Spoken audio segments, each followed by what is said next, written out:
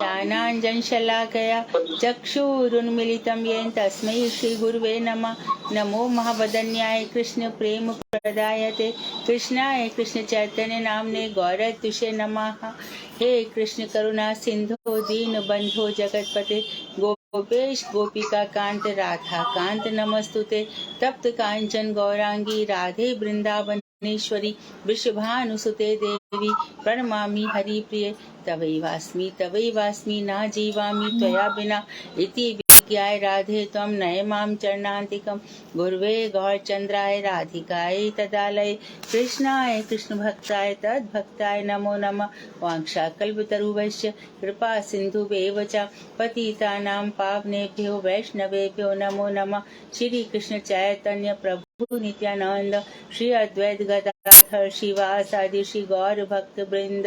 हरे कृष्ण कृष्ण कृष्ण हरे हरे हरे राम राम राम हरे हरे।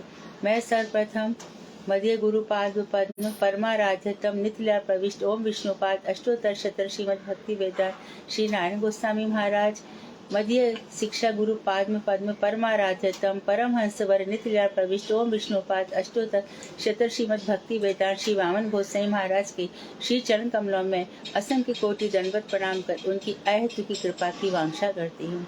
मैं ग्रंथराज चैतन्य शिक्षा मत तदीय रचनाकार ओम विष्णुपाद सच्चिदानंद श्री भक्तिविनोद ठाकुर के श्री चरण कमलों में कोटि कोटि दंडवत प्रणाम ज्ञापन करती हूँ। मैं उपस्थित श्रोता मंडली वैष्णवी सभी के लिए यथा योग्य वंदन अभिवादन दंडवत करती हूँ। तो आज प्रश्न सेशन है और हम सब बड़े उत्सुक हैं कि जो कुछ हमने पढ़ा वो ठीक से पढ़ा कि नहीं पढ़ा।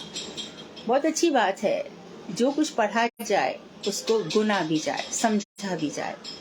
बिना समझे तो होगा नहीं। खुद ब्रह्मा जी ने ज्ञान मांगा था भगवान से, और जिस समय भगवान से ब्रह्मा जी ज्ञान मांग रहे थे कि आप एक काम करो, मैं सृष्टि करूंगा, परंतु मुझे ये घमंड ना आ जाए कि मैं सृष्टि करता हूँ। तो चक्रवर्ती ठाकुर टीका में लिख रहे हैं कि ब्रह्मा जी अपने वक्षस्थल पर हाथ रख कर कह रहे हैं कि हे प्रभुवर, मुझको ऐसा मत करना कि मुझे अभिमान हो जाए, कि अभिमान होगा तो मेरा सर्वनाश हो जाएगा। ब्रह्मा जी ने ऐसी प्रार्थना करी थी। अब खुद भगवान कह रहे हैं कि अहम एवा समेवा, मैं ही एक अकेला था, कोई और था ही नहीं। तो जब हम प्रलय के बाद देखते हैं और सृष्टि के पहले देखते हैं, और हम बार बार इस बात को भी समझ रहे हैं कि जो वेद वाक्य है वही प्रमाण है। ये सब बातें वेदों में कही गई हैं, पुराणों में कही गई हैं, उपनिषदों में कही गई है, और इन्हीं बातों को लेकर के परंपरा चली आ रही है। चाहे वो मध्वाचार्य की हो, चाहे रमणाचार्य की हो, चाहे निम्बादित्य की हो, ये परंपरा सब यही बातें बता रही है। और जो इनसे अलग हटके कह रहे हैं वो सनातन धर्मी नहीं है, वो सनातन धर्मी है ही नहीं। तो इसमें जो बात हमें बताई जा रही है वही हमारे लिए मंगलदायक है, वही हमारे लिए शुभदायक है। हम अपना कितना भी ब्रेन क्यों ना चला लें, कितने भी ग्लोबलाइजेशन देश में विदेश में यहाँ वहाँ जहाँ तक भगवान ने दुनिया बसाई है, अटलांटिक द्वीप जहाँ तक द्वीप तक वहाँ तक कोई फायदा नहीं होता है। भटक के हम लोग यहीं पर आ जाते हैं। सनातन धर्म हिमालय के समान अडिग है। यहाँ पे बहुत से धर्म टकराएंगे लेकिन चकनाचूर हो जाते, कोई रहता ही नहीं है। तो जो परंपराएं हैं, जो हमारे देवता हैं, हमारे भगवान हैं, पर ब्रह्म है, परमात्मा है, उन्हीं के लिए हम बढ़ रहे हैं। बस हमें बढ़ना आता नहीं है, कैसे बढ़े। और बढ़ते समय और बहुत सारी चीजें आ जाती हैं, अरे ऐसा होता है, वैसा ही होता है, वैष्णव ऐसा कर रहे हैं, वैष्णव। देखो, विचलित मत होना, ध्यान, इस बातें सब सुन रहे, सभी को तो सुनाई पड़ रही है ना बातें, इधर उधर किसको नहीं सुनाई पड़ रही। ये हमारा काम नहीं है, हमारा काम है भजन करना। ये बड़े बड़े वैष्णव हैं, आपस में ये लोग कर लें, हमारा काम बिल्कुल भी नहीं है। हम यहाँ भजन करने आए हैं। तो इस तरह से बहुत ही सतर्कता के साथ, एक तो भय मत करो भगवान किसी भी प्रकार से, और भगवान से भय से प्रीति मत करो, ये तो भगवान से प्रीति नहीं रह जाएगी। और उनसे आशाएं भी मत करो। आशा करने से कभी कभी क्या होगा कि भगवान समझते हैं कि इसके लिए ये बात ठीक नहीं है, तो भगवान उन इच्छाओं को पूरी नहीं करते, और हमको लगता है कि भगवान नाम की कोई चीज नहीं है। आशा भी मत करो, कर्तव्य भी नहीं, उनसे स्वाभाविक प्रेम करो। स्वाभाविक प्रेम होते होते हमारा सब काम निकल जाता है, और जीवन तो निकालना है। इसको यदि भजन करके निकाल लिया तो ठीक है, और 50 पंचायत कर ली तो हम अटक ही जाएंगे, भजन भी रुक जाएगा, बल्कि जो बढ़ रही है बेल वो भी खंडित होती चली जाएगी। कोई रास्ता नहीं है। हमको गरुड़ पुराण समझ में आता है कि प्रेत श्राद्ध करो, पिताजी मर गए हैं उनका श्राद्ध करो, बलि दे दो, ये सब बातें समझ में आ रही है गरुड़ पुराण की। लेकिन श्रीमद् भागवत की बात समझ में नहीं आ रही है कि भगवान का भजन करो। गीता की बात जो खुद कृष्ण ने कही है वो समझ में नहीं आ रही। सोचो हमारी कैसी दयनीय स्थिति है। जो श्राद्ध करो वो हम समझ रहे हैं खूब अच्छी तरीके से। जो आज 9वां है, आज एकादशा है, आज 13वां है, आज 12वां है, आज ब्राह्मण जमाओ, कर्म कांड करो, ये सब बातें खूब समझ में आ रही है, जबकि उसका फल कुछ दिखाई नहीं दे रहा। फल कुछ भी दिखाई नहीं दे रहा कितने बड़े कर्मकांड का। परंतु जो बात भगवान ने भागवत, और खुद ही जब भगवान कह रहे हैं कि श्रीमद् भागवत मेरा स्वरूप है, गीता के बाकी मेरे वचन है, तो उनकी बात मान के चलना चाहिए। फिर यहाँ क्यों हम मुड़े? तो बस कोई मर गया, अरे वो हमारे में आया नहीं, 13 दिन तक हमारे गरुड़ पड़ा बच्चा, वो बैठे नहीं है, अरे क्या है। तो हर बात को बहुत गहराई से समझना होगा। तो हमारे गुरुदेव बांगोसी महाराज, भक्ति वल्लभ तीर्थ महाराज, स्वामी महाराज, ये सब लोग है, बन महाराज, ये प्रेजेंट बन महाराज की बात नहीं कर रही हूँ, प्रभुपाद उनकी बात कर रही हूँ। अभी हमारे सारे ब्रह्मचारी जा रहे हैं, आज सन्यासी जा रहे हैं, मैं प्रेजेंट काल की बात नहीं कर रही। कितने लोगों ने जाके प्रचार किया, बुद्ध थे वो लोग, कितनी बड़ी बड़ी धर्म की बात है बता, कितना, और सारे विश्व को हिला दिया। और हम लोग क्यों पीछे हट जा रहे हैं? इसीलिए जो पढ़ा है उसे गुनना भी चाहिए और प्रश्न पूछने चाहिए। बिल्कुल दूसरों का हिचक मत करो। परीक्षित ने किसी की परवाह की? जब प्रश्न पूछ रहे थे, संवाद चल रहा था, तो वहां पे हजारों लोग बैठे थे। देव ऋषि थे, नारद ऋषि थे, ध्रुव थे, प्रहलाद थे, च्यवन ऋषि, कौन नहीं था वहां पर? सबकी चर्चा चल रही थी, लेकिन प्रश्न किए गए। और खुद गीता में कहा, जो कृष्ण तत्व को अच्छे से नहीं जानता उसको जब तक आना ही पड़ेगा, जब तक कि वो कृष्ण तत्व को पूरी तरह से जान नहीं लेता। इसीलिए यही कारण है कि भगवान कभी रूप गोस्वामी को भेजते हैं, कभी रघुनाथ दास गोस्वामी को, कभी चक्रवर्ती ठाकुर को, कभी जो हमने अभी नाम लिए ये सब आचार्यों को भेजते हैं।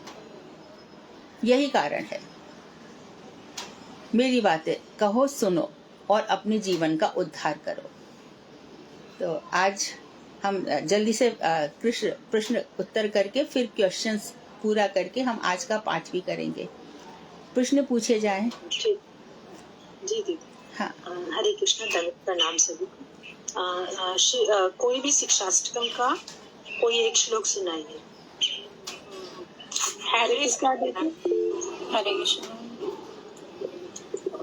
बोलो। मैं बोलूं अनुराधा दीदी? अनीता त्यागी दीदी बोलिए प्लीज। मैं सभी का नाम खोल दी ना, फिर बोलते जाना। हरे कृष्ण दीदी, दंडवत प्रणाम सभी को। हाँ जी। प्रणादपि पुनि चैन करो रपि सहिष्णुना अमानिना मान दे कीर्तनीय सदा हरि। राइट। दीदी 30 श्लोक है दीदी। हाँ। अच्छा, आप में से कोई भी शिक्षाष्टकम का 8वां श्लोक सुनाएगा? जैसे शिक्षाष्टकम मतलब 8 श्लोक है ना, 8वां श्लोक।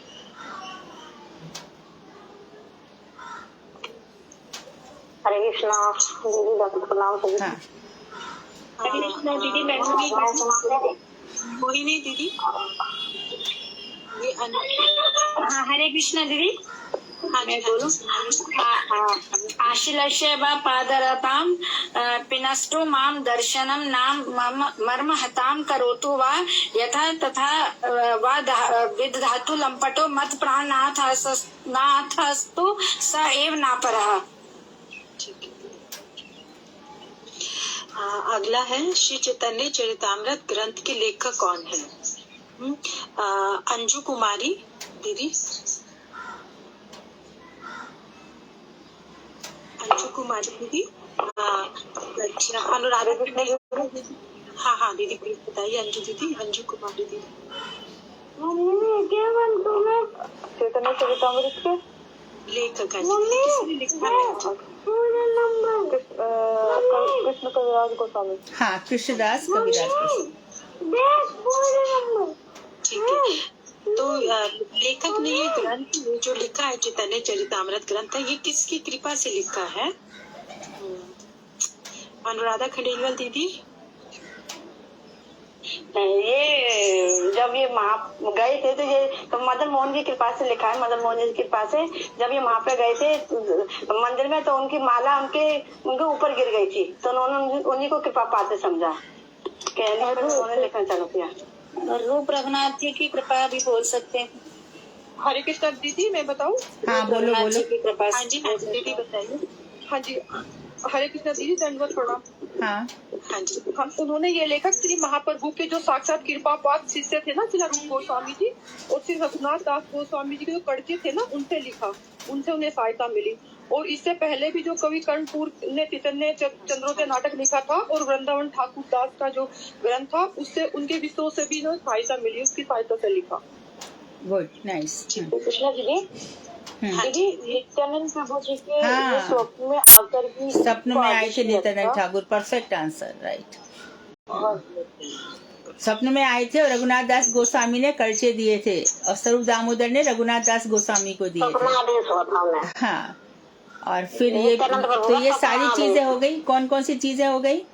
उनकी माला उनको मिली, बात पक्की हो गई, जो सपन मिला उस बात की पुष्टि हो गई कि माला मिली, है ना।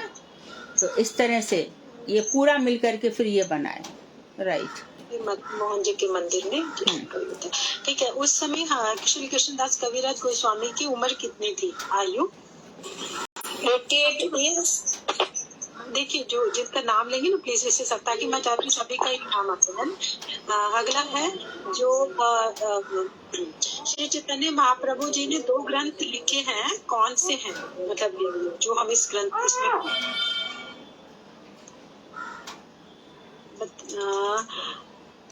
भारती दीदी। हरे कृष्णा। हाँ जी, शिक्षाष्टक दीदी ये बोला कि 2 और कौन से ग्रंथ कौन से हैं श्री चैतन्य महाप्रभु जी के बारे में जो लिखे गए हैं ना, 2 और ग्रंथ कौन से हैं? 2 ग्रंथ दीदी मैं बताऊँ? एक सेकंड दीदी, मैं बताऊँ? भावना। हरे कृष्णा दीदी, नाम लेकर पूछो, आप नाम लेकर एक ही बंदा बोलेगा। हाँ जी, हाँ जी, बस एक ही बोलेगा। हिंदू भाई दीदी। हाँ जी बोलो। योगिता शर्मा। चैतन्य चंद्रोदय और श्री चैतन्य भागवत। हरे कृष्ण दीदी। आप इनके लेखक का नाम भी बता दीजिए। और तुम लोग को पता होना चाहिए कि चैतन्य मंगल भी लिखा गया है। चैतन्य मंगल भी लिखा हुआ है उनका ग्रंथ। लोचन दास जी ने दीदी। लोचन दास का, हाँ। हाँ जी। अगला है इन ग्रंथों के लेखक का नाम। पहले श्री चैतन्य चंद्रोदय नाटक जो है उनके लेखक कौन है? हिंदू भाई दीदी आप कुछ बोल रही थी। कवि कर्ण कपूर और चैतन्य लेखक हैं वृंदावन दास ठाकुर। ठीक है। अच्छा, वृंदावन दास ठाकुर जी और सार्वभौम भट्टाचार्य जी किन के अवतार हैं? एक सेकंड प्लीज। कुसुम शर्मा दीदी। दीदी मैं बताऊँ? हाँ बोलो। हरे कृष्णा। उत्तर आने चाहिए फटाफट। जो सार्वभौम भट्टाचार्य वो गुरु बृहस्पति के अवतार है। राइट। हाँ जी दीदी दूसरा मैं बताऊँ? दीदी एक सेकंड और को भी मौका दीजिए। हेमा दीदी, हेमा कुमारी या गोलू दीदी। ठीक है। अनीता दीदी आप बताइए। दीदी वृंदावन दास ठाकुर व्यास देव जी के अवतार है। हाँ, व्यास जी के अवतार है, गुरु बृहस्पति के अवतार है। ठीक है। चांद का और दीदी इसमें कुसुमाबीर सखारी लिखते हैं। हाँ, उनका भी आवेश है, सही है।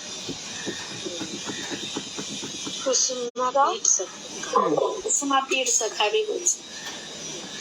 तो चांद काजी जी के महाप्रभु जी ने कौन से अवतार में दर्शन किए? बहुत आसान है, सभी बता सकते हैं। ध्रुव स्वामी, सॉरी विशाखा दीदी। नरसिंह भगवान के रूप में। जी दीदी, महाप्रभु जी का प्रिय निवास स्थान कौन सा है? भारती दीदी आप बताइए। शिवा सांगन। राइट। हाँ जी। अच्छा, हरि संकीर्तन जीवों के लिए क्यों आवश्यक है?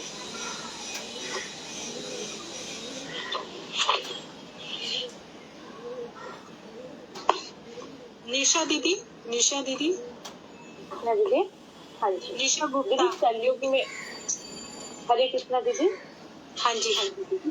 दीदी हरि संकीर्तन कलयुग में जीवों का उद्धार और कल्याण के लिए है।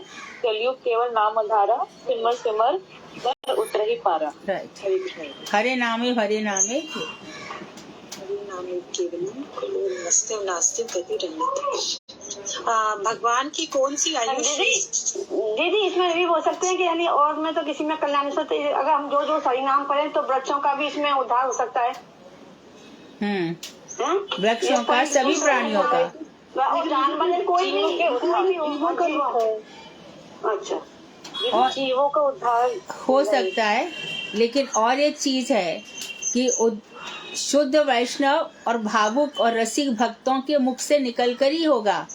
हम या तो इतने शुद्ध वैष्णव महाप्रभु जी जैसे होंगे तो फटाफट कल्याण हो जाएगा, लेकिन इसके लिए शुद्ध वैष्णव और महानता पात्रता होना भी आवश्यक है। यद्यपि हमें जोर जोर से बोलना ही चाहिए, उनकी सुकृति तो बनेगी, लेकिन ये भी ध्यान रहे। अगला है। हाँ जी शालू दीदी आप बताइए, भगवान से की कौन सी आयु श्रेष्ठ है? राइट। भगवान की श्रेष्ठ आयु है। ठीक है। महाप्रभु जी ने किन किन लोगों को उपदेश प्रदान किया? हाँ अनुराधा दीदी बोलिए आप।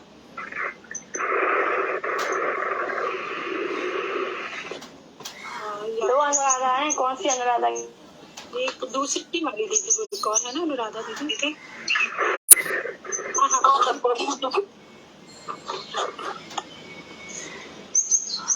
बोलो फटाफट, रुको मत। नहीं तो क्वेश्चन जो बता रहे मैं उन्हीं से पूछ रही हूँ। अनुराधा खंडेलवा दीदी आप ही बताइए, आपने हैंड रेज किया हुआ है, बताइए।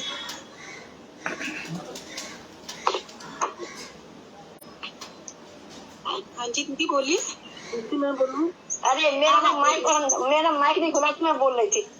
हाँ कुछ बात नहीं, बोलिए। हाँ, श्री जगन्नाथपुरी में सावन भट्टाचार्य जी को, और श्री विद्यानगर में राय रामन जी को, और दक्षिण में वेंकट भट्ट और गोपाल भट्ट जी को, और प्रयाग में श्री रूप गोस्वामी जी को, तथा रघुपति उपाध्याय और बल्लभाचार्य जी को बनारसी में, और सनातन गोस्वामी जी को, और प्रकाशानंद जी को प्रयाग में दिया था। हाँ प्रयाग में, और सनातन गोस्वामी और प्रकाशानंद जी को वाराणसी।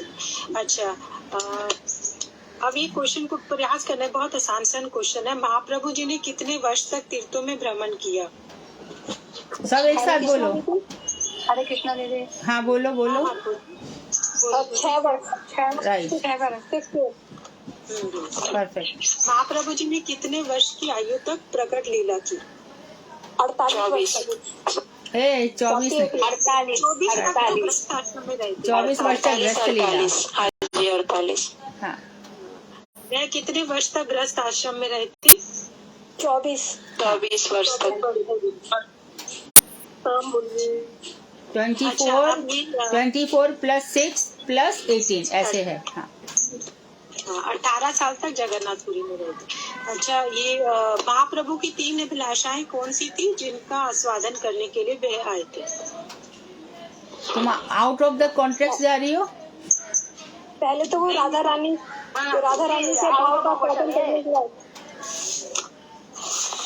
आता हो तो बोलो। सबसे पहले तो वो राधा रानी के भाव का स्वादन करने के लिए आए थे भक्त के रूप में। कौन सी 3 वांछाएं थी? पहला तो राधा जी के प्रेम की महिमा क्या है। राइट। हाँ जी। दूसरा, मेरी वो अद्भुत माधुरी कैसी है।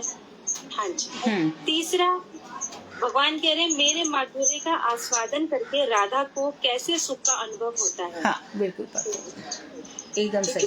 अगला है महाप्रभु जी की विलास मूर्ति कौन है?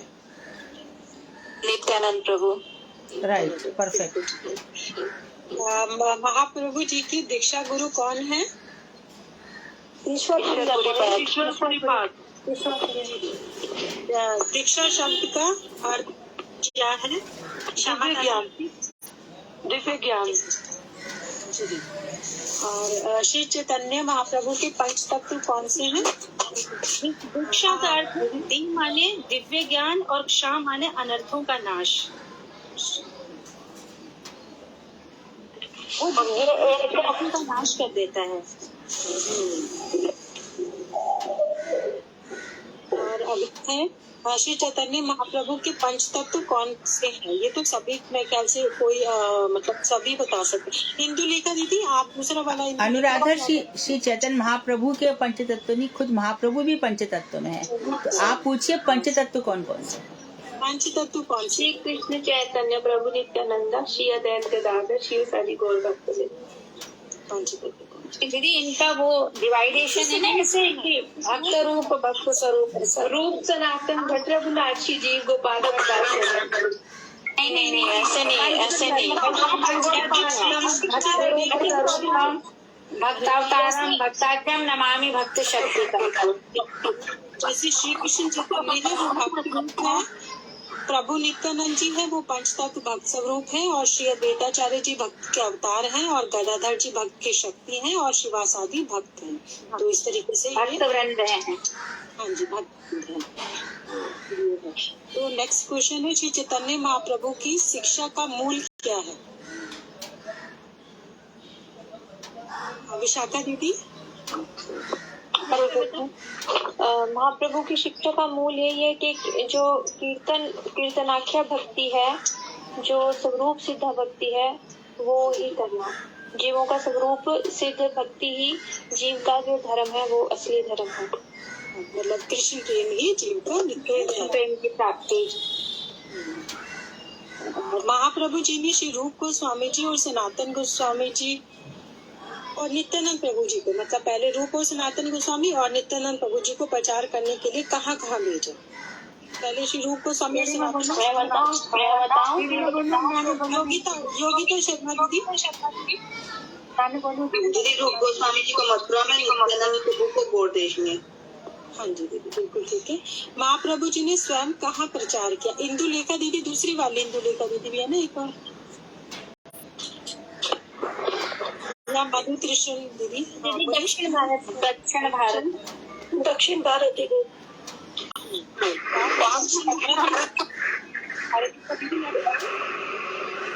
दक्षिण साथ वो और भी कहीं पर गए थे, जैसे उत्तर की तरफ भी गए थे ना, पश्चिम उत्तर और पूर्वी प्रदेशों में भी गए थे। अच्छा रामेश्वर तक। हाँ जी रामेश्वर तक कृष्ण नाम का प्रचार किया। दक्षिण से रामेश्वर तक। जीव कृष्ण की किस शक्ति से मोहित हो जाते? वो भी दीदी आप बताइए। रूबी को माया शक्ति दीदी, माया शक्ति। एक्चुअली मेरा फोन हैंग बहुत होता है।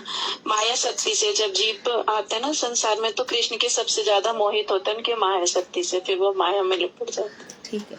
तो कृष्ण से विस्मृति हो जाती है, फिर भगवान से विस्मृति हो जाती है। कृष्ण को जब भूल जाता है जीव, तो माया से मोहित होकर कृष्ण के अपोजिट जो दूसरी चीजें उनमें हम लग जाते हैं। तो अगला क्वेश्चन है, जीव का असली स्वरूप क्या है जिसे वह भूल जाता है? कृष्ण का नित्यदान। बोलो सब, कृष्ण स्वरूप है, याद कर लो ये लाइन। कृष्ण के नित्य दास है, कृष्ण प्रेम ही जीव का नित्य धर्म है, वो ये सब भूल जाता है। जो श्लोक स्वरूप है नित्य कृष्ण दास, जीवन स्वरूप है नित्य कृष्ण दास। कृष्ण नित्य दास शक्ति भेदावेद प्रकाश। कृष्ण बोले से जीव अनादि संसार। ठीक है। अब है अगला, जीव में कृष्ण के प्रति विश्वास कब उदित होता है? शालू दीदी ये शैला खंडेलवाल दीदी आप बोलिए प्लीज। जीव में कृष्ण की हाँ बोलिए। हरे कृष्ण। यदि जीव किसी सौभाग्य क्रम से यह जान जाए कि मैं कृष्ण का नित्य दास हूँ, तो उसका वह धर्म पुनः उदित हो सकता है। अनेक सुकृतियों का से साधु संग हो जाता है, तभी फलस्वरूप स्वाभाविक ही विश्वास उदय होता है उनका, जब साधु संग और उनकी जो सुकृतियाँ होती है, जब संसार जब हमारे संसार आपने मेरे से पूछा ना सबसे पहले, और मेरा नंबर नहीं आन दिया किसी ने भी, है ना। ठीक है, कोई बात दीदी आप ही बताएंगे। शालू दीदी मेरे को शैला जी राइट आंसर दे रही है कि संसार क्षयोन्मुख जब होता है तब होता है। दो स्थितियां हैं, संसार जब क्षय होने वाला होता है और या फिर सुकृति पूंजीभूत होती है। अनेक जन्मों की संस्कृतियों के फलस्वरूप दो कारण।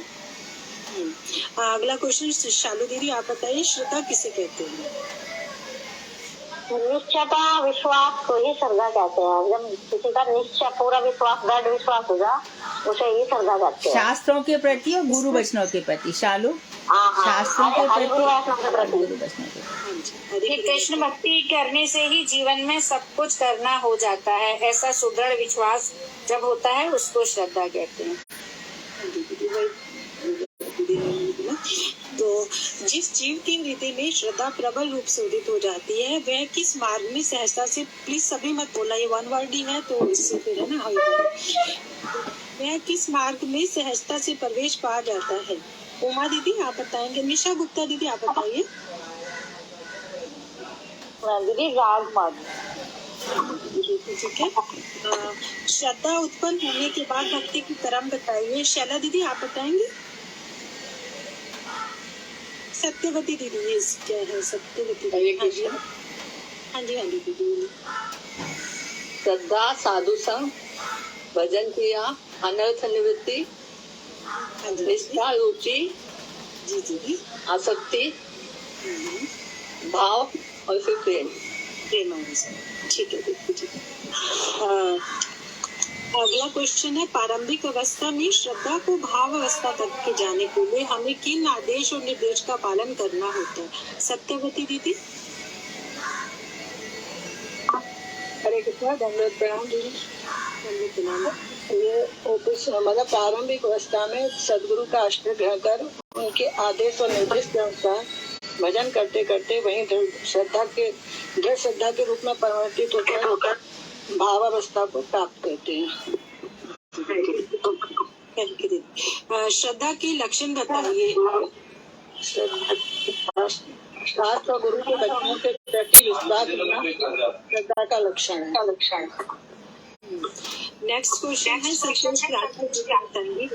वाराणसी में अद्वैत पोल वाला है, वन वर्ड आंसर ही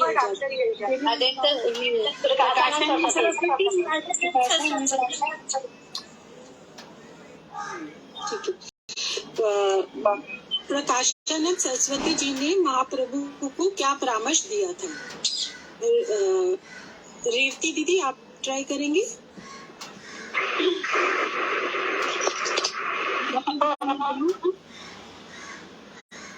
अच्छा ठीक है। वेदांत का अध्ययन करो, वेदांत का अध्ययन करो और ब्रह्म की चिंता करो। हाँ ठीक है। और उन्होंने बोला कि इतना सन्यासियों की तुम सन्यासी होकर के नाचना गाना बंद करो। वेदांत का अध्ययन वेदांत का अध्ययन और तथा दूर रहकर ब्रह्म का चिंतन करने क्योंकि वो सन्यासियों के लिए उचित नहीं है।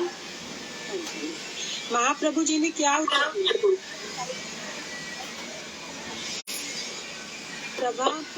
दीदी बताएंगे। भारती दीदी आप बताइए।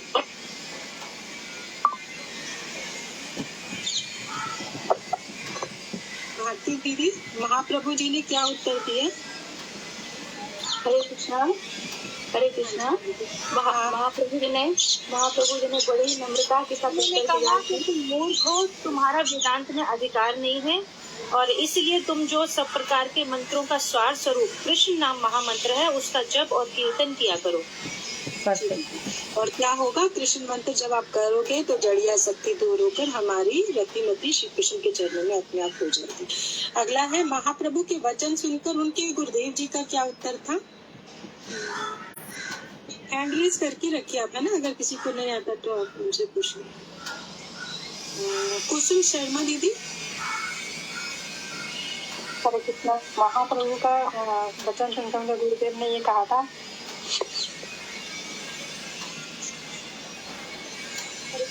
बताऊं? अरे बताऊं दीदी, मैं बताऊं? हरे कृष्णा। जेपी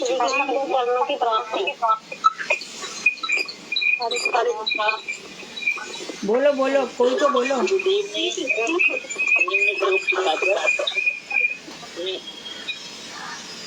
वचन सुनकर उनके बड़े आनंद की बात है। यही स्वामी परेश को जब करता है उसका भगवान के चरण कमलों में प्रेम हो जाता है। अभी जिसका प्लीज आप वही बताइएगा, है ना, तो वो एक्चुअली बहुत सारी आवाज में से समझ ही नहीं आ रहा आंसर भी, है ना, प्लीज। तो अगला क्वेश्चन है, कलयुग में कृष्ण प्रेम या कृष्ण ही जीवों के लिए एकमात्र धर्म है? हाँ दीदी मैं बताऊं? हाँ जी बताइए दीदी। दीदी कलयुग में कृष्ण नाम ही जीवों का एकमात्र धर्म है, क्योंकि जो अन्य धर्म है वो फलप्रद नहीं है, उनसे कोई फायदा नहीं होगा, केवल कृष्ण नाम ही सर्वोपरि है। जी ठीक है, एक बार हरे नाम जो अभी दीदी ने भी बोला है, इसका थोड़ा वन वर्ड में लाइन में अर्थ बता दीजिए। हरे नाम एक केवलम कलो नास्ति।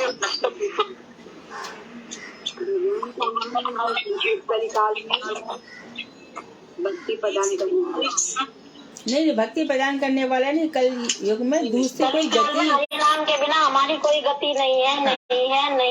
3 बार जोर देकर मतलब जिस तरीके से कि नहीं है। अनर्थों का नष्ट करने वाला यही है, इसके अलावा और कोई गति नहीं है। अच्छा, अगला है कि हरि नाम करते करते महाप्रभु की कैसी दशा हो जाती थी? शैला दीदी बताऊं? एक सेकेंड, अभी ये वाला करने के लिए फिर अगला आप बता देना। शैला दीदी आप नहीं बोला भी था कि अच्छा हाँ, फिर आप बोलिए। जिन्होंने नहीं बोला वो बोले। बोलिए दीदी, आप बोलिए। वो कभी पागलों के भांति कभी क्रंदन करने, फाका अमर के हंसने लगे थे, कभी क्रंदन करने लग जाते थे, और कभी वो अनबने से होकर नाचने भी लग जाते थे। बहुत सुंदर।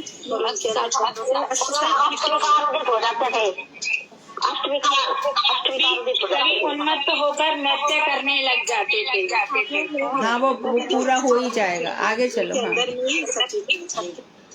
अच्छा, कृष्ण महामंत्र का फल क्या है? राधा दीदी आप बोलिए। हिंदू भाई दीदी दीदी मैं बताऊं? हाँ बोलिए। कृष्ण के चरण कमलों में प्रेम हो जाता है। ठीक है दीदी। अच्छा, 4 पुरुषार्थ कौन से हैं? ये कोशिश करिए सभी, ये बहुत आसान है, सभी बता सकते हैं। धर्म, अर्थ, काम और मोक्ष। हाँ, सभी की बहुत अच्छी हाँ जी दीदी सबका माइक ऑन है ना, तो आवाज बहुत कर रही है।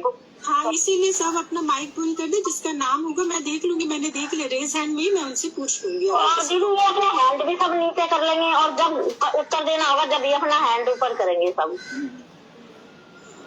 ठीक है, मैं देख लेती हूँ, है ना दीदी। जीव में पंचम पुरुषार्थ क्या है?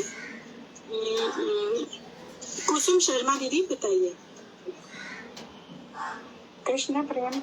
हाँ, में पंचम पुरुषार्थ कृष्ण प्रेम है। कृष्ण प्रेम से, हाँ जी कृष्ण प्रेम से सब में कृष्ण प्रेम बोलिए। ठीक है, उतना भी काफी है। कृष्ण प्रेम ही पंचम पुरुषार्थ है। पूर्वोक्त 4 पुरुषार्थ अतिशय उच्च और हेय है। अच्छा, इसमें मोहिनी दीदी आप भी चैट करोगे, आप बाकी सब म्यूट कर दीजिए। ये ठीक है दीदी। नहीं, ये वाला ठीक है सर, क्योंकि ये पंचम पुरुषार्थ कृष्ण प्रेम है और ये कृष्ण प्रेमी जीव मात्र के लिए परम पुरुषार्थ रूप और कल्याणकारी है, बाकी सब अतिशत कुछ और है। ठीक है। अब ये वाला है कंठी करी यही श्लोक परह विचार, तो महाप्रभु के इन वचनों से क्या स्पष्ट होता है? साधना दीदी बोलिए। दीदी, इसका मतलब है कि श्रद्धा पुष्ट होकर उन्नत अवस्था को प्राप्त हो सकता है। हाँ, शास्त्र जो होते हैं ना, ये पता चलता है कि जो शास्त्र विचार से ही हमारी जो श्रद्धा है पुष्ट होकर उन्नत अवस्था को प्राप्त करती है। जी जी बिल्कुल ठीक है। महाप्रभु के मतानुसार एकमात्र प्रमाण क्या है? वेद शास्त्र। वेद शास्त्र। ठीक है। श्रद्धा कितने प्रकार की है? अभी 2 प्रकार के। कुसुम दीदी आप कोशिश करेंगे? 2 प्रकार की। नाम बताइए कौन सी होती है?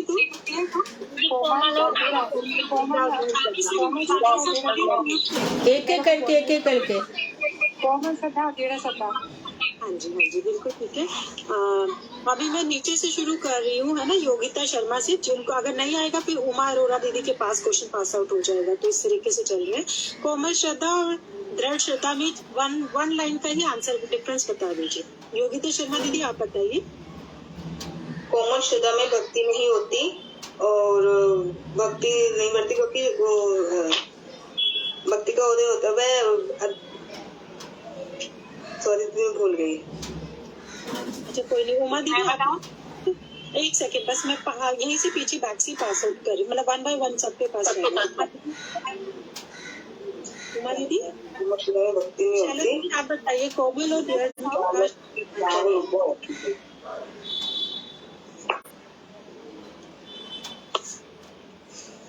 शैला दीदी, कोमल श्रद्धा और दृढ़ श्रद्धा में क्या अंतर है? हरे कृष्ण दीदी, मैं बताऊं? बोलो।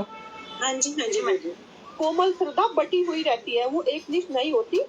कोमल श्रद्धा से भक्ति नहीं होती। और जो दृढ़ श्रद्धा है, दृढ़ श्रद्धा से जिस भक्ति का उदय होता है वो अत्यंत बलवती होती है और स्वभाव से भाव रूपा होती है। भाव रूप में हो जाती है। ठीक है।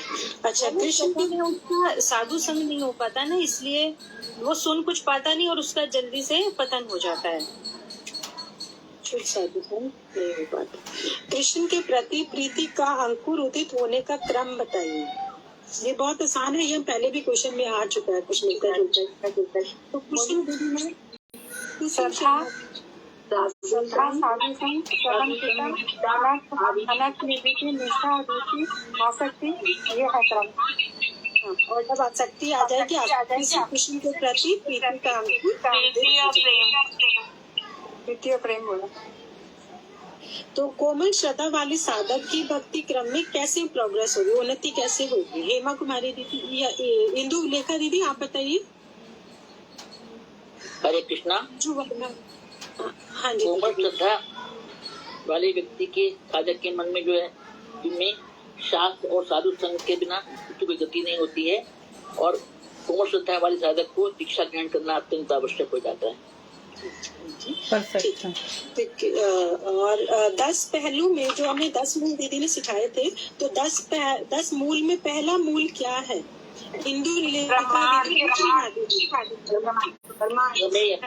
ठीक है। नहीं, प्रमाण। प्रमेय का क्या अर्थ है? हरे कृष्णा दीदी, प्रमेय का अर्थ है कि उनको जानने की चीजें, जो प्रमाण है उनको जानने की चीजें होती हैं प्रमेय। जो प्रूव हो चुका है और जो सत्य है उसको प्रूव करना है, उसको प्रमेय कहते हैं। जो सिद्धांत प्रूफ हो चुके हैं, हम उन्हीं को ही डिस्कस करते हैं, वही प्रमेय है। जो विषय प्रमाणित हो। जो विषय प्रमाणित होते हैं। अच्छा, ये ऐसा क्यों होता है कि जिनकी श्रद्धा कोमल है वो उनका पतन क्यों जल्दी हो जाता है? पतन का कारण क्या है? कुसंग का शिकार पड़ जाते हैं तुरंत ही। प्रमाण के अभाव में कुसंग का शिकार हो जाता है। एक सेकंड, आप क्वेश्चन सुनिए पहले, फिर मैं नाम बोलूंगी। सात्विक पुराण में कौन सा पुराण सर्वश्रेष्ठ है? तो भागवतम पुराण, भागवतम पुराण। अभी मैं जिसका नाम लूंगी क्योंकि बैक से चल रहा है, तो ये आंसर दीजिए। सात्विक पुराणों का आविर्भाव मतलब जन्म होने का मूल कारण क्या है? शैला दीदी आप बताएंगे?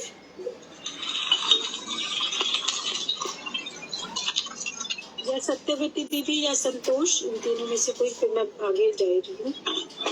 वेदों का मूल तात्पर्य क्या है, इसलिए स्पष्ट रूप से दिखलाने के लिए सात्विक पुराणों का आविर्भाव है। संबंध से क्या तात्पर्य? संतोष यादव दीदी, सत्यवती दीदी के ऊपर वाला नाम संतोष यादव दीदी बताइए। शालू दीदी बताइए आप, संबंध से क्या मतलब है, क्या अर्थ है? मैं बताऊं? हाँ साधना दीदी बताइए। जीव, जड़ और ईश्वर, इन तीनों का जो परस्पर संबंध है वही संबंध का तात्पर्य। बहुत अच्छा। अगला क्वेश्चन रूबी दीदी, अगर आपका ठीक नेटवर्क हो तो, क्योंकि तो जो अब संबंध अभिधेय प्रयोजन हम करते हैं, इसमें कृष्ण प्रेम भक्ति, अब आपको छाटना है संबंध किसके अंदर आएगा, अभिधेय और प्रयोजन। मैं बताऊं। एक सेकेंड, कृष्ण ही संबंध है और कृष्ण भक्ति अभिधेय है और कृष्ण प्रेम ही प्रयोजन है। अभी तो ठगाओ सभी बेचारे को मौका देना चाहिए थोड़ी देर का। माइक भी चलता कभी कभी। हाँ ठीक है, देखिए शालू दीदी अभी आगे मौका मिलेगा आपको भी। ठीक है, आगे है राधे गोविंद, अगर बोल सकती हैं तो, जिनको आता हो, नहीं तो हैंड रेस करके रखना, मैं उनको पासवर्ड काटूंगी। अगला है परवेश, क्या है परवेश करके है, तो अगर वो बता सकते हो तो बताइए। 7 प्रमेय दीदी ने हमें समझाए थे कि संबंध तत्व के अंतर्गत 7 प्रमेय है, तो उसमें से पहले 4 प्रमेय बता दीजिए। आप बुक की हेल्प ले सकते हैं। दीदी मैं बोल हाँ बोलिए। दीदी कृष्ण तत्व का विचार, कृष्ण शक्ति का विचार, रस तत्व का विचार, जीव तत्व का विचार। बस एक सेकंड, आगे जो 3 प्रमेय है दीदी ने 4 बता दिए, 5, 6, 7 है ना, ये और कोई दीदी बताइए। मैं बताऊं दीदी, मैं बोलूं, मैं बता दूं। मैं बताओ दीदी। मेरा माइक ही ऑन है। कुसुम दीदी का माइक ठीक है। जीव का संसार का विचार, जीवों का उदय विचार, उदार विचार और अचिंता वेद विचार, अचिंता वेदावेद विचार। हाँ बिल्कुल ठीक है, थैंक यू दीदी। और अगला है अभिधेय का अर्थ उदाहरण के साथ समझाइए, ठीक है। अभिधेय का अर्थ, तो हमारे बहुत सारे कैंडिडेट्स ने हैंड रेज किया हुआ है, तो विशाखा दीदी आप बताइए अभिधेय का उदाहरण के साथ। हरे कृष्णा। अभिधेय मतलब रास्ता, जिस रास्ते पर चल के हम अपना प्रेम प्रयोजन, जो हमारा प्रयोजन है उसको प्राप्त करें, उस उपाय को हम अभिधेय कहते हैं। और रास्ता is not the right word. रास्ता इज नॉट राइट। उपाय ठीक है, उपाय ठीक है। हाँ, क्योंकि विशाखा साधन ही कहना है, रास्ता तो कभी नहीं कह सकते। हाँ दीदी, प्रोसेस भी बोल सकते हैं ना, प्रोसेस। हाँ प्रोसेस कह सकते हैं, साधन करने पड़ेंगे।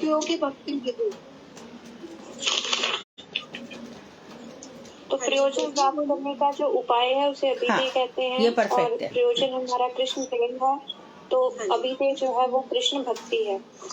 हाँ दीदी थोड़ा उदाहरण से बता देंगे प्लीज। उदाहरण से, हाँ 10 घोड़े वाला, अभिधा और लक्षणा शक्ति का है ना 10 घोड़े वाला उदाहरण। तो इसमें यही है कि संसार का उदाहरण यदि हम लें तो यदि हमें कहीं जाना है तो उसके लिए हम जो साधन अपनाते हैं वहाँ जाने के लिए, वो साधन जो होगा वो अभिधेय होगा। दीदी गोपियों की भक्ति भी हो सकता है दीदी? नहीं, तो अभिधेय का अर्थ है वेद मंत्रों के सीधे साधे अर्थ, बिना घुमाए फिराए, जो डायरेक्ट अर्थ है। जैसे हम कृष्ण है तो कृष्ण ही है, परमात्मा है तो परमात्मा ही है, ब्रह्म है तो ब्रह्म ही है। जैसे कि 10 घोड़े कहा तो 10 घोड़े ही है। तो इसी प्रकार से अभिधा का अर्थ है, यदि अभिधा नहीं होगा तो मंत्रों के अर्थ कभी स्पष्ट नहीं होंगे। तो जैसे लक्षण बताया ना, उसके अपोजिट में गंगायाम घोषः, गंगा के ऊपर घर है, पर गंगा में घर नहीं होता। इसका अर्थ होता है कि गंगा के पास घर है, लेकिन वेदों में इस तरह से घुमाया फिरा के अर्थ नहीं बताया गया है, वहाँ पर सीधा साधा अर्थ बताया गया है। इसके लिए अभिधा से क्या बना, अभिधेय, सीधे साधे साधन।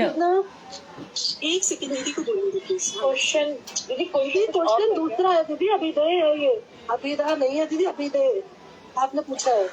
हाँ, तो अभिधा समझोगे तभी तो अभिधेय होगा ना। अभिधा समझ लेने से अभिधेय हो जाएगा। अभिधा और अभिधेय कनेक्टेड है। अभिधा के द्वारा प्राप्त किए जाने योग्य, अभिधेय का अर्थ क्या हो गया, अभिधा के द्वारा प्राप्त किए जाने योग्य। तो अभिधा क्या हो गया, साधन। साधन और उपाय एक अर्थ है, एक अर्थ है साधन और उपाय। बुक में भी लिखा है कि ये जो इस सहज अर्थ को अभिधेय भी कहा जाता है। जो अभी ये जो हम ऊपर अभिधेय लिख रहे हैं ना, अभिधेय भी कैसे कहा जाता है, जैसे गंगा की। अच्छा ये बताइए, लक्षणा शक्ति में ये और अभिधा शक्ति में क्या अंतर होता है? अभिधा और लक्षणा में अभी हो गया ना, अनुराधा भी बताया ना, वही है। ठीक है ठीक है। अब अगला है वेद शास्त्र का अभिध क्या है? यथार्थ अर्थ ही वेद शास्त्र का अभिधेय है। यथार्थ अर्थ वेद शास्त्र में भगवत शास्त्र का अभिधेय है। वेद शास्त्र का अभिधेय वो गलत है शाली दीदी। अच्छा अगला है जो ये हाँ जी, भक्ति के साथ ये जो कर्म जब तब ये ज्ञान तक का जो ये संबंध होता है, ये मुख्य होता है या गौण से बन हुआ आंसर? गौण। ठीक है। अच्छा प्रयोजन का अर्थ बताइए। बताऊंगी उपासना अवलंबन किया जाता है, उसको प्रयोजन बोलते हैं। ठीक है। अच्छा और जीवों के क्या प्रयोजन है? कृष्ण प्रेम। हाँ जी दीदी। प्रयोजन का दूसरा, प्रयोजन का पर्यायवाची शब्द क्या हो सकता है? जीवन का उद्देश्य, लक्ष्य, लक्ष्य दीदी, लक्ष्य, उद्देश्य। हाँ उद्देश्य बताया था दीदी आपने। ठीक है ठीक है। जीवो लास्ट क्वेश्चन है, महाप्रभु ने ये जो इस प्रणाली के अनुसार हमको किस चीज की शिक्षा दी है? जैव धर्म की। जैव धर्म भी खत्म हुआ, जैव धर्म की आज हमारा चैप्टर भी खत्म। थैंक यू एवरीवन, बहुत अच्छे से आप लोग। तो बहुत सुंदर तैयारी है। आज मुझको ऐसा लग रहा है कि आप लोग स्वयं बहुत बड़े मास्टर हो चुके हो। तो एक दो लोगों को तैयार करो अपने साथ, अपनी बहन, बुआ, भतीजी, भाभी, चाची, कोई भी हो, उनके साथ बैठ के डिस्कस करो। ऐसा मैं क्यों कह रही हूँ? महाप्रभु जी की आज्ञा है। महाप्रभु जी ने कहा है कि जार देखे तार करे मोर उपदेश। जिसको देखो मेरे विषय में बताओ। विशाखा तो बहुत लोगों को तैयार करती है। विशाखा से सीखो कैसे प्रचार करना है। विशाखा है गई? हाँ, आप ही सब सिखा रहे हो दीदी। नहीं, ये बहुत अच्छी प्रचारिका है। मुझे औरों के विषय में नहीं पता है कि कितना प्रचार कर रहे हैं, पर इसके विषय में तो मैं जानती हूँ। और भी तो मैं ये कहना चाहती हूँ कि महाप्रभु जी की आज्ञा का पालन करो। मैं और भी एक बात कहना चाहती हूँ कि जब मैं बम्बई आई थी, मेरा कोई भी नहीं था यहाँ पर, कोई भी नहीं था। लेकिन धीरे धीरे कथाएं कही तो सबको अच्छी लगने लगी। क्यों कह रही हूँ मैं ये बात, आप समझ गए होंगे। इसी तरह से आप भी पड़ोस से, अड़ोस से, जहाँ भी बहन भाई, ऐसा नहीं है कि स्त्री से कहेगी, पुरुष से, पुरुष स्त्रियों से, इसमें ये सब भेदभाव मत रखो। भगवान की बात है, किसी से भी, वहाँ पे तो आत्मा होती है, शरीर होता ही नहीं है। शरीर मत देखो, आत्म धर्म में प्रतिष्ठित होना है। तो अपने कोई बच्चा है, स्कूल गोइंग, जो भी है, आप लोग महाप्रभु जी की आज्ञा मानो। और मुझको लगता है कि महाप्रभु आपके अंदर कृपा शक्ति अवश्य संचार करेंगे और आप लोग एक दो तीन लोग को तैयार करो। हम इसी तरह से उनका ऋण चुका सकते हैं। तो आगे थोड़ा सा और पढ़ेंगे। तृतीय धारा शुरू हो रही है हमारी। तो कृष्ण, कृष्ण शक्ति और रस, कृष्ण का स्वरूप क्या है? तो ये लाइन है जो ब्रह्म संगीता, ब्रह्मा जी ने सबसे पहले कृष्ण का स्वरूप बताया। ईश्वरः परम कृष्णः सच्चिदानंद विग्रह अनादिरादि गोविंदः सर्व कारण कारणम्। तो भगवान श्री कृष्ण कौन है? सच्चिदानंद। तो मैंने बार बार बताया, सच्चिदानंद को रट डालो। सत हो गए बलराम भैया, चित हो गए खुद भगवान, और आनंद हो गया इलादनी शक्ति राधा। इसको मिलाकर के सच्चिदानंद होता है। बलराम जी धाम तत्व हैं, धाम करते हैं। जो मुक्त जीव हैं वो भी बलराम जी से निकलते हैं। ध्यान रहे, भगवान ने पहले बलराम जी को प्रकट किया। बलराम ही नित्यानंद है, ये दोनों एक ही स्वरूप है। महाप्रभु जी की लीला में वो नित्यानंद है और कृष्ण लीला में वो बलदेव है। फिर इनसे मूल संकर्षण है बलराम भैया से, मूल संकर्षण महासंकर्षण है जो बैकुंठ में रहते हैं। इनसे ही कारण अर्णवशाही विष्णु निकले जो माया की तरफ देखते हैं। खाली देखते भर है, और देखने के साथ ही सारी सृष्टि के जो बीज है उसके अंदर आरोपित कर देते हैं। यानी सीधी सादी भाषा में कहो तो गर्भाधान कर देते हैं।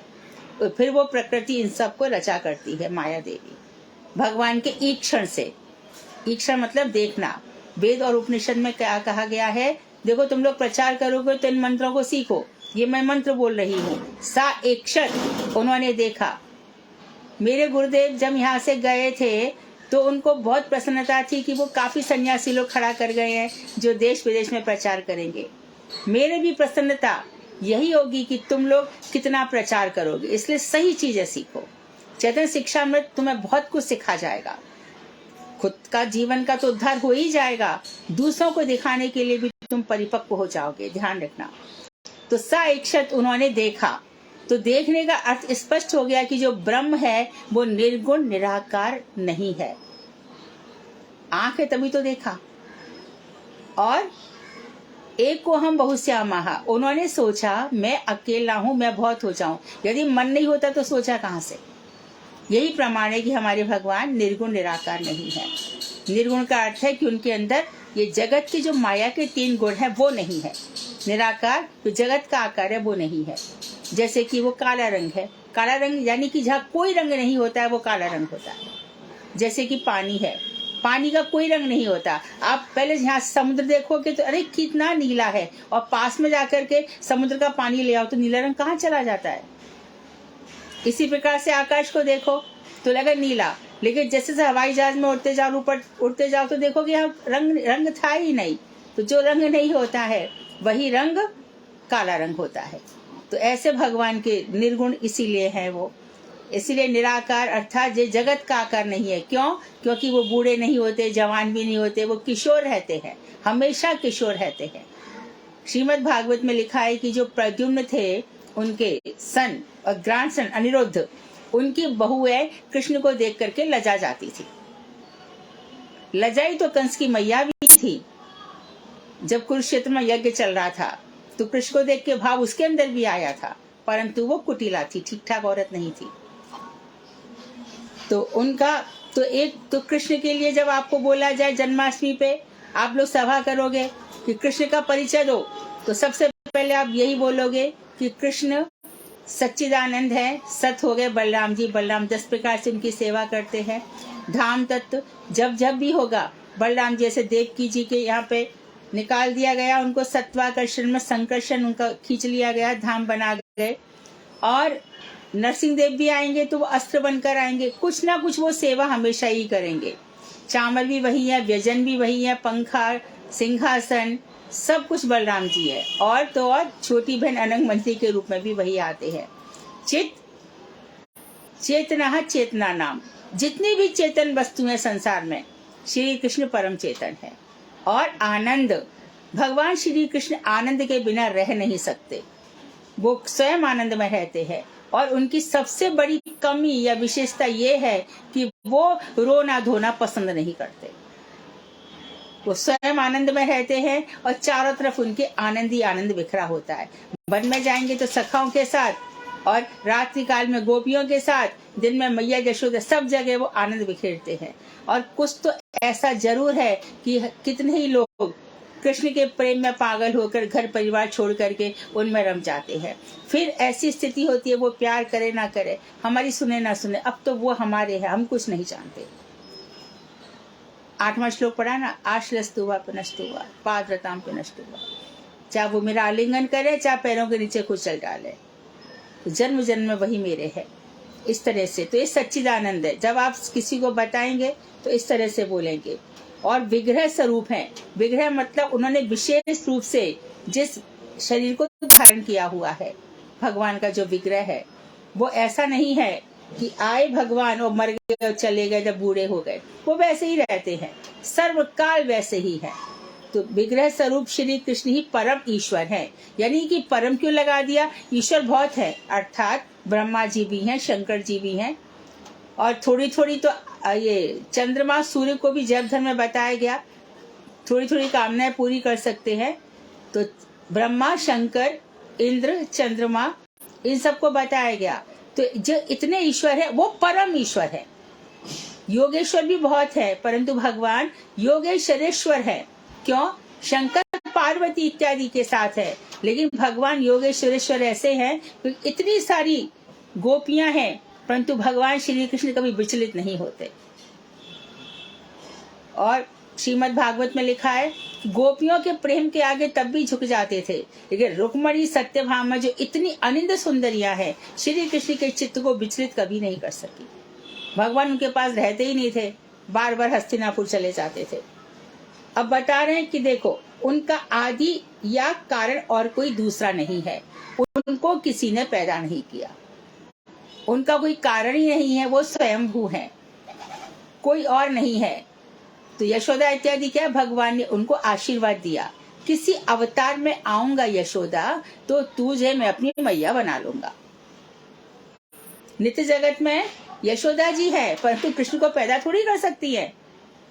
वसुदेव देवकी भी रहेंगे मथुरा में, पर कृष्ण को पैदा थोड़ी कर सकते हैं। और वहां पे तो देवकी और यशोदा के प्रेम में अंतर हो गया। देवकी के बाप की भी ताकत नहीं थी कि कृष्ण को पैदा कर सके, यशोदा के प्रेम ने उनको पैदा कर दिया, इसलिए वहां पे प्रकट हुए। ऐसी भगवान श्री राम का भी है, वहां भी प्रकट ही हुए हैं। थोड़ी बहुत शची माता, कौशल्या का अंश शची माता में, जहाँ महाप्रभु ने उनके गर्भ का आश्रय ले लिया, लेकिन उनकी शक्तियां थोड़ी थोड़ी कम हो जाती हैं इसके लिए। अपितु वे सबके आदि हैं, सबके आदि, आदि मतलब प्रारंभ, वे सबके। तो जो हमारे ईश्वर हैं, तो हमारे गीता में जो याज्ञवल्क्य कह रहे हैं, कृष्ण तत्व को समझो, तब तो मैं तुम्हें ऊपर गोलोक धाम में लेके जाऊंगा। थोड़ी सी भी कमी रह गई तो तुम्हें मैं यहाँ पे फिर से भेज दूंगा, ज्ञान पूरा करके आओ। कम ज्ञान में नहीं भेजूंगा। कम ज्ञान में विश्वामित्र जैसी आदत हो जाएगी, हालत हो जाएगी। त्रिशंकु बोला मुझे स्वर्ग भेज दो, विश्वामित्र बोले मेरे अंदर शक्ति है तो अभी भेजता हूँ। तो त्रिशंकु को ऊपर भेजा, भागवत जी की कथा है, लेकिन वहां पर देवता ने उसको, तू आ ही नहीं सकता इधर। तो विश्वामित्र की इतनी ताकत नहीं थी कि स्वर्ग के देवताओं के साथ वो उसको एकदम ऊपर की तरफ, अंतरिक्ष में आज भी लटका हुआ है। विश्वामित्र उसको भेजना चाहते हैं, स्वर्ग के उसको लेना नहीं चाहते, लेकिन जो कृष्ण का भक्त है उसको रोकने वाला कोई नहीं है। जैसा कि अजामिल एक नाम लेकर के गुरुदेव कहते हैं कि वो बैकुंठ पहुंच गया है। तो जो हम कृष्ण नाम ले रहे हैं, जैसे हनुमान जी के रोम रोम में भगवान श्री राम बसे हैं, उनके हृदय में सीता राम बसे हुए हैं, क्योंकि राम हमेशा अपनी शक्ति के साथ रहेंगे, कृष्ण हमेशा अपनी शक्ति के साथ रहेंगे। कृष्ण और राधा दोनों को कोई अलग नहीं कर सकता, नहीं तो उनको खाली में सत्यचित कहना पड़ता। आनंद शब्द ही हट जाता शास्त्रों से। आनंद जब ही है जब किशोरी जी साथ में है। तो सब कारणों के भी वो मूल कारण है। शास्त्रों में उनका नाम गोविंद कहा गया है। गोविंद क्यों? गो वेद, गो गोवर्धन, गो गाय, गो हमारी इंद्रियां, इन सब के वो स्वामी है। श्री चैतन्य चैतामृत की सनातन शिक्षा में कृष्ण तत्व के संबंध में ऐसा मिलता है। तो मैं इसको प्यार पढ़ करके छोड़ देती हूँ। कृष्ण स्वरूप विचार शुन सनातन अद्वैत ज्ञान तत्व। अद्वैत ज्ञान को ठीक से समझ लेना। ब्रजे ब्रजेंद्र नंदन सर्व आदि सर्व अंशी किशोर शेखर चिदानंद देहे सर्वाश्रय सर्वेश्वर स्वयं भगवान कृष्ण गोविंद परनाम सर्वेश्वर पूर्ण और जार गोलोक नित्य धाम। आज क्वेश्चंस तो है नहीं तो 5 मिनट पढ़ देती हूँ, 4-10 तक पढ़ लेते हैं। अर्थात ब्रज में विलास करने वाले ब्रजेंद्र नंदन श्याम सुंदर श्री कृष्ण अद्वैत ज्ञान पर तत्व है। ये बहुत ही कॉम्प्लिकेटेड है, अद्वैत ज्ञान पर तत्व, इसको समझ लो। और आपके पास कागज पेन है तो नोट्स बना लो, नहीं तो रिकॉर्डिंग सुन के बनाना। अद्वैत ज्ञान पर तत्व, अचिंत भेदा भेदभाव, ये 2 चीजें हमारे हैं। अद्वैत ज्ञान पर तत्व मैं एकदम सिंपल बता देती हूँ। अद्वैत जो दूसरा नहीं है, अर्थात कृष्ण जो सर्वेश्वर भगवान है, उनके समान दूसरा कोई नहीं है, कोई है ही नहीं दूसरा, एक ही है। तो जो राम है वो क्या है? उनके अंश है, स्वांश है। राम के अंश कृष्ण नहीं है, ध्यान रहे। कृष्ण अंशी है, राम अंश है, नरसिंह अंश है, कूर्म अंश है, वामन अंश है, ये सब अंश है, मुख्य अंशी कृष्ण है। तो यहाँ पर बता रहे कि अद्वैत ज्ञान पर तत्व भगवान, पहली चीज है कि उनकी जो इंद्रियां हैं, कान नाक सकल इंद्रिय वृत्ति, जो ब्रह्म संहिता में आया है, भगवान के आंख नाक कान सब एक जैसा काम कर सकते हैं। कान सूंघ सकते हैं, नाक बोल सकती है, उनकी सब पूरी की पूरी जो अंग है वो चिदानंदमय है, पूरा अंग अंग चिन्मय है एकदम, ठीक है। अद्वैत दूसरा नहीं है, ऐसा ज्ञान पर तत्व मतलब श्रेष्ठ तत्व, उनसे बढ़कर कोई श्रेष्ठ तत्व नहीं है। अब और एक व्याख्या सुन लो, ये बार बार सुनने को नहीं मिलेगी, मैं बता दे रही हूँ। ऐसा मैं अक्सर बोलती भी नहीं हूँ, मैं बोल रही हूँ तो इसका कुछ मतलब है। अद्वैत ज्ञान पर तत्व अर्थात जिनसे राधा जी निकली है, जिनसे धाम निकले हैं, जिनसे जीव निकले हैं, जिनसे सारा जगत माया सबको जिनसे निकला है, एक अकेले उनसे।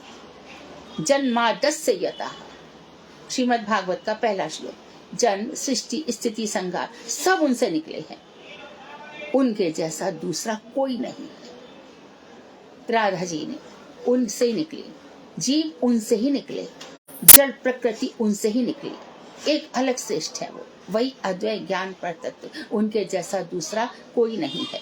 यही ज्ञान श्रेष्ठ ज्ञान है, और किसी का मिलता नहीं है ना। गणेश जी की आराधना करोगे, ये सब चीजें नहीं मिलती है। देवी जी की आराधना करोगे, नहीं मिलती है। शंकर जी ने प्रेयर कर रखा है, ब्रह्मा जी ने सृष्टि कर रखी है, तीनों को डिपार्टमेंट मिला हुआ है। एते चांश कला, एक अंश है। तो अंश क्या होता है? जैसे कारण अर्णव से विष्णु अंश है, लेकिन गर्भों से विष्णु अंश है, अंश के भी अंश है। तो अंश के अंश जो उसको क्या कहते हैं? कला। और जो अंश के अंश का भी अंश है उसको कहते हैं विकला।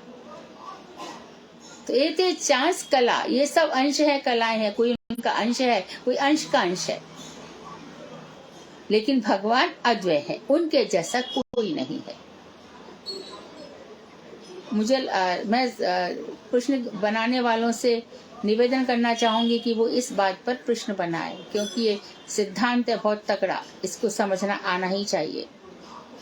ब्रजेंद्र ने श्याम सुंदर श्री कृष्ण अद्वैत ज्ञान पर तत्व है, वे सबके आदि और सबके अंशी, मतलब मूल वही है, सब उनसे निकले, सबके अंशी वही है।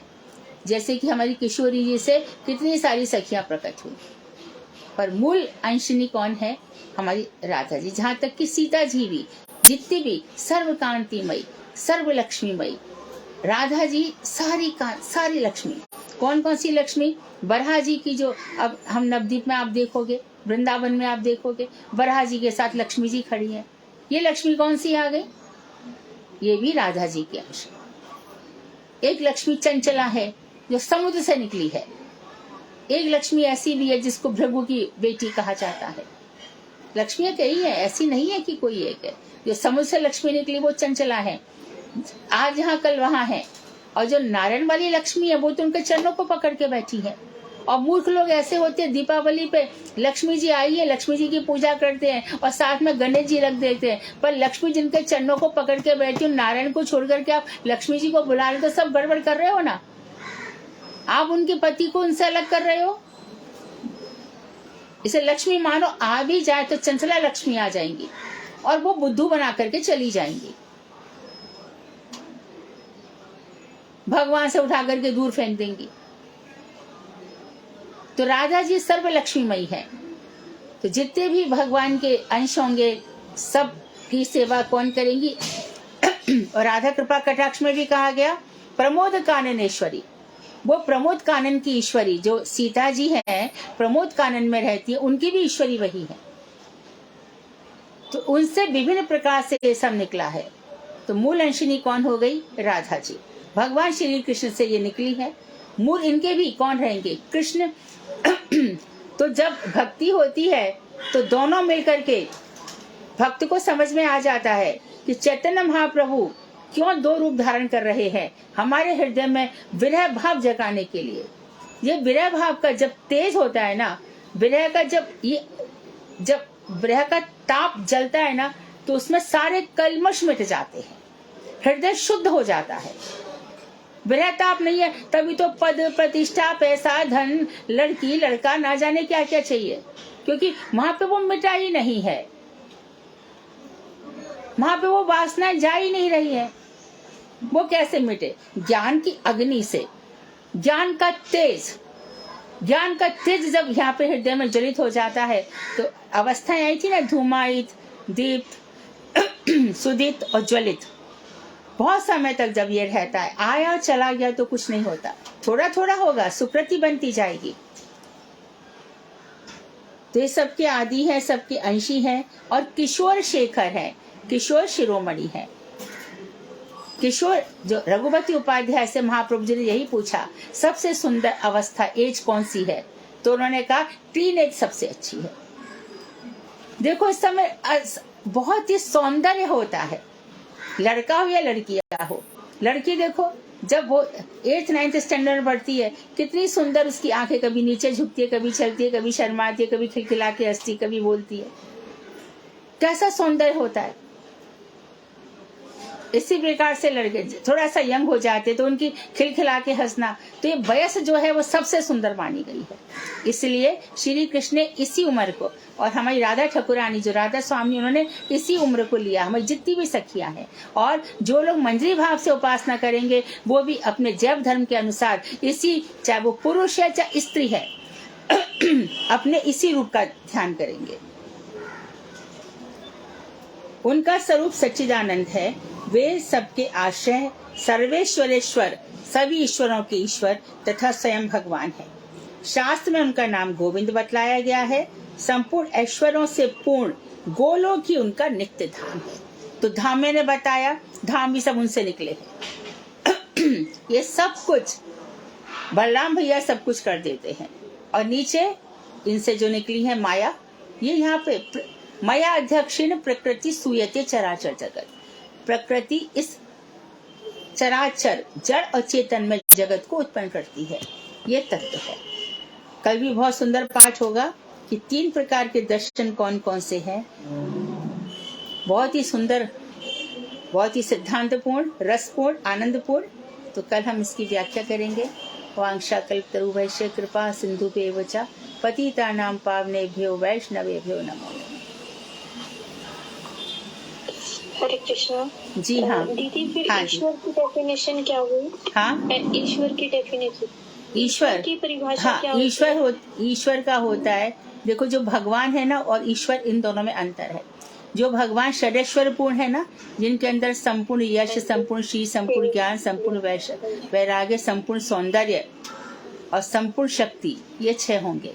और ईश्वर जो सर्वशक्तिमान है, ईश्वर सर्वशक्तिमान है, जिसको सब कुछ कर सकते हैं, सृष्टि स्थिति प्रलय।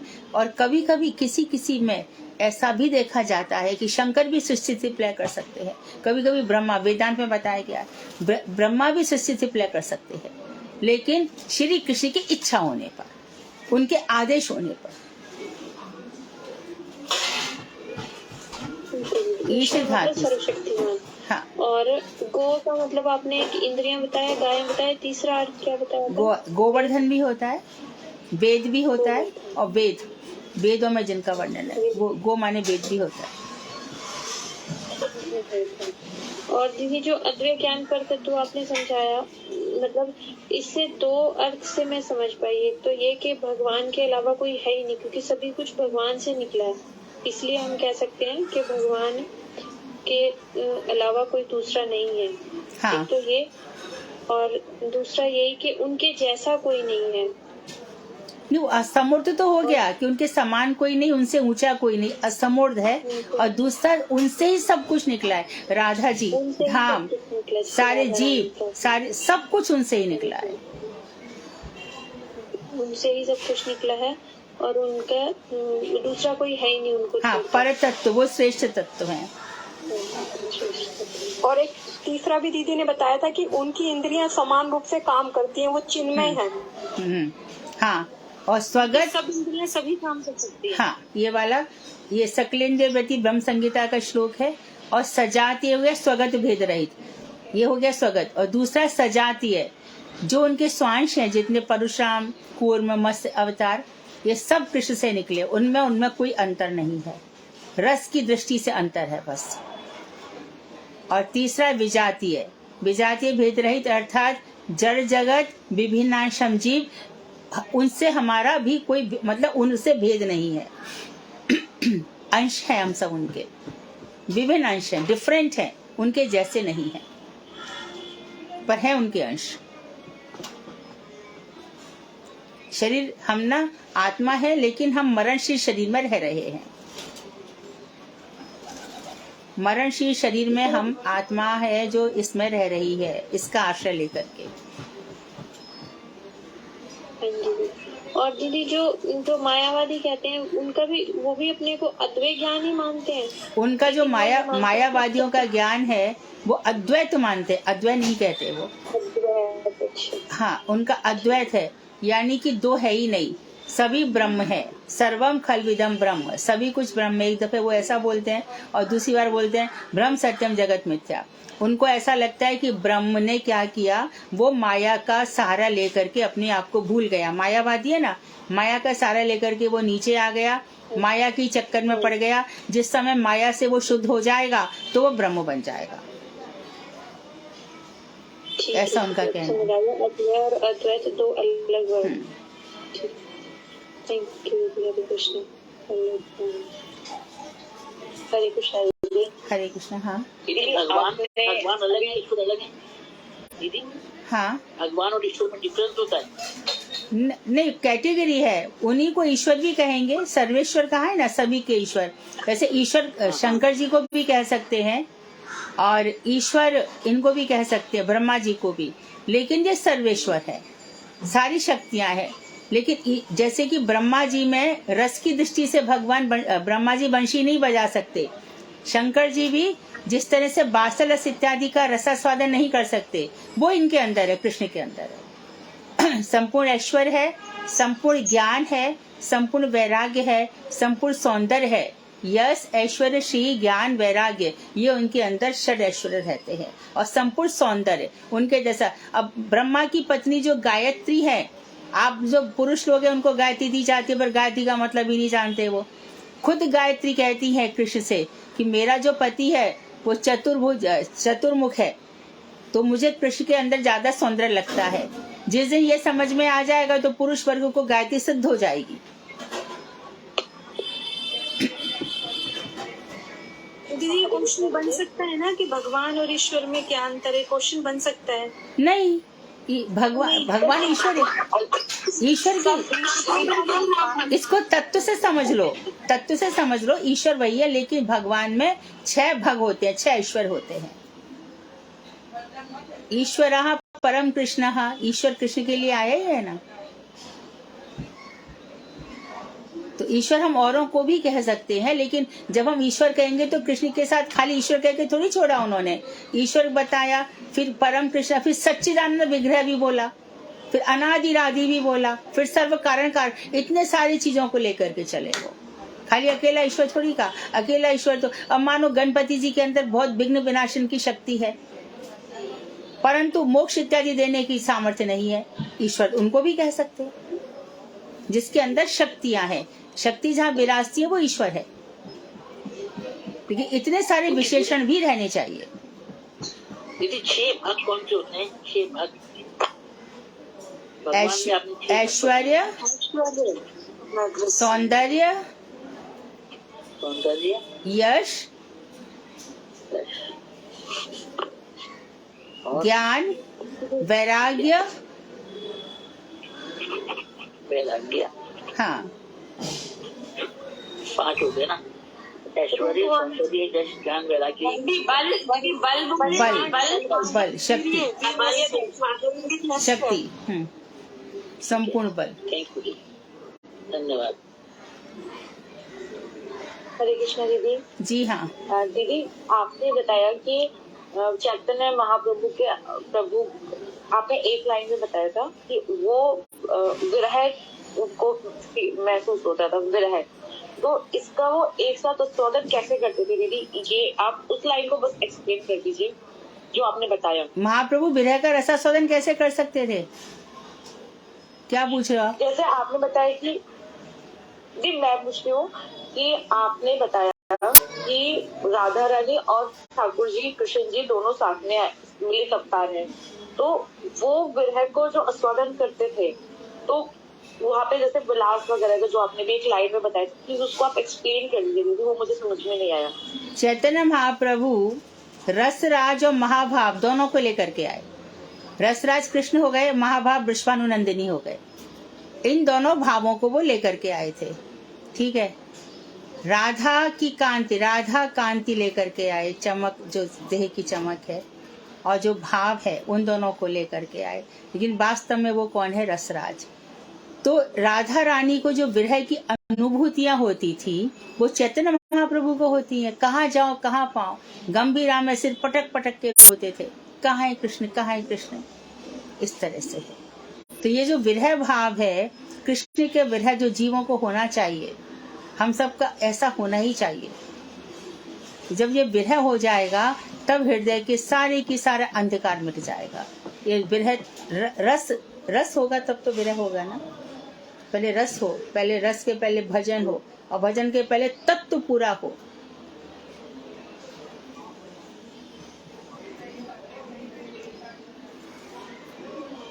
कृष्ण दीदी, दीदी आपने सच्ची आनंद का जो बताया दीदी, सब तो दीदी भगवान श्री कृष्ण जी हैं, और दीदी आनंद जो राधा जी हैं उनकी आराधना करती, और दीदी नहीं, सत्य दीदी ने बलराम जी बताया, बलराम जी संधिनी शक्ति, चित्त कृष्ण बताया स्वयं, और आनंद आह्लादनी शक्ति तो दीदी सत्य बलराम जी है। हाँ, संधिनी शक्ति धाम तत्व। हाँ।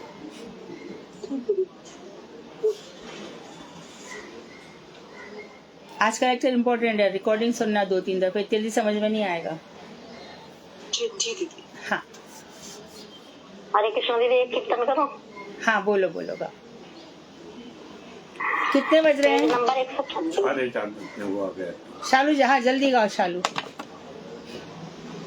तुम्हें सर्वेश्वर ईश्वर बजेंद्र कुमार, तुम्हारे इच्छाए विश्व सजन संगार, तब इच्छा मत ब्रह्मा करेगा सजाना, तब इच्छा मत विष्णु करे ना पालाना, तब इच्छा मत शिव करे ना संहार, तब इच्छा मत माया सर्जे कारागार, तब इच्छा मत जीवे जन्म मरना, ईश्वर दी निपात दुख सुख संगठान, मिछे मायावाद जीव आशा पास फिरे, तब इच्छा बिना किछु करिते न पारे, तुम्हें रक्षक और पालक हमारा, तुम्हारे चरण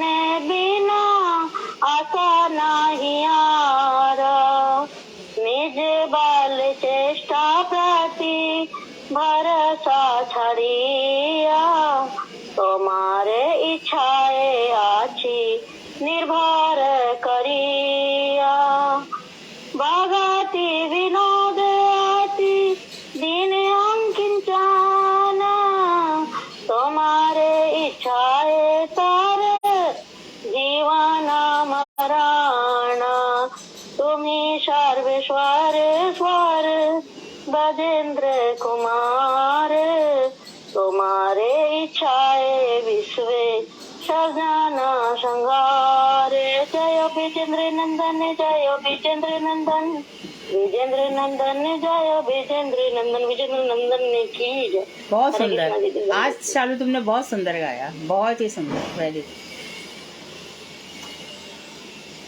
ठीक है, कल मिलते हैं। वांछा कल्पतरुभ्यश्च कृपा सिंधुभ्येव च पतितानां पावनेभ्यो वैष्णवेभ्यो नमो नमः। हरे कृष्णा दीदी, दंडवत प्रणाम। हरे कृष्णा।